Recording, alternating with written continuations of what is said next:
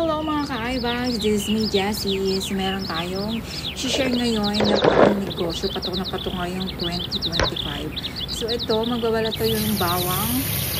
Then after that, pagkabalat natin ng bawang, siyempre hugasan natin para maalis ang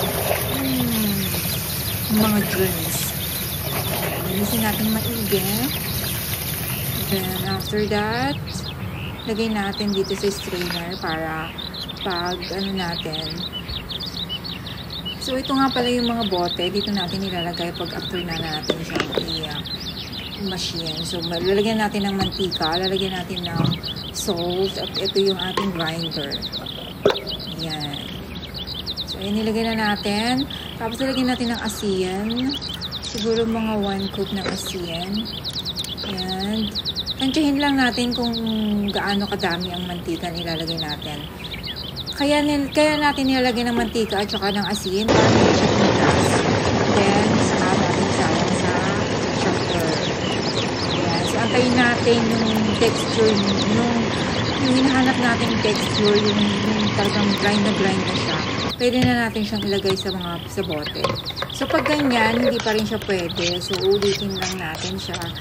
Ayusin lang natin at ilalagay natin sa gitna kasi para madurog siyang pinong-pino. Yan. So, pwede nyo itong ibenta. Patok na patok to sa mga nagtitinda ng mga ulam. Pwede ito 100 or 150. So, siguro magkakaroon na kayo ng kita dito mga 200 or 300. So, ayan ang hinahanap natin texture niya.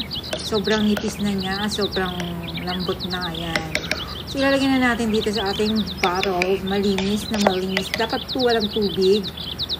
Kung pwede naman, lagyan nyo ng konting suka, yung pinaka-bottle niya or pinaka-bote niya.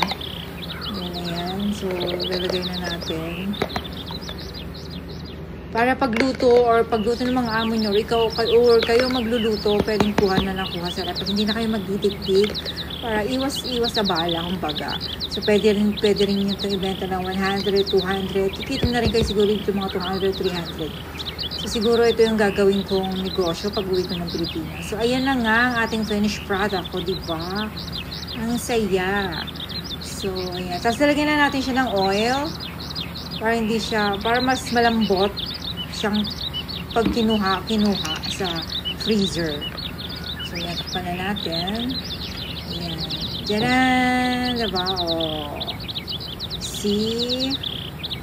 Thank you for watching, guys. Follow me for more and subscribe my channel.